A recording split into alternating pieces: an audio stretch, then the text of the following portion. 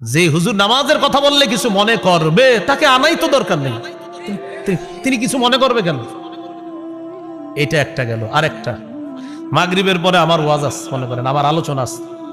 এখন চিন্তা করতেছি মাগরিব পড়বো না আলোচনা ধরবো, মাগরিব পড়বো না আলোচনা ধরবো। হ্যাঁ, ওই আপনার মাগরিবের পর আলোচনা, এটা কইরা আবার আরেক জায়গায় যাইতে হইব আপনার টিউশনি। তো আপনার মাগরিব পড়লাম, এখন কথা হলো মাগরিবের পর বয়ান আছে। মাগরিব পড়তে গেলে বয়ানটা একটু দেরি হয়ে যাইব, আবার এলাকাবাসী কি কয়, কর্তৃপক্ষ কি কয়, এই টেনশনে মনে করেন আমি আমাকেই বলছি মাগরিবটা পড়লাম না। ছি ছি, এটা কোনো কথা? আতামুরুনা নাসা বিল বির ওয়া তানসাউনা আনফুসাকুম, তুমি একটু পরে মানুষকে নামাজ পড়তে বলবা আর নিজেই নামাজটা বললা না।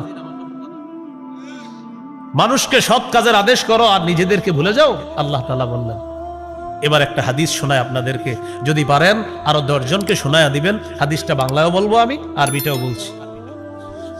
রাসূলুল্লাহ সাল্লাল্লাহু আলাইহি সাল্লাম বলেন, রাআইতু লাইলাতান উসরিয়া বি রিজালা তুকরাজু শাফাহুম বিমাকারিজা মিনান নার। মেরাজের রাতে আমি রওনা করলাম, একদল মানুষের পাশ দিয়ে গেলাম, তাকায় দেখি তাদের ঠোঁট জিহ্বাগুলা আগুনের কেচি দ্বারা কাটা হচ্ছে। আমি জিবরিল আমিনকে প্রশ্ন করলাম, জিবরিল এরা কারা? জিবরিল আমিন জবাব দেয়, হাউলাই খুতাবাউ উম্মাতিকা ইয়া রাসূলুল্লাহ।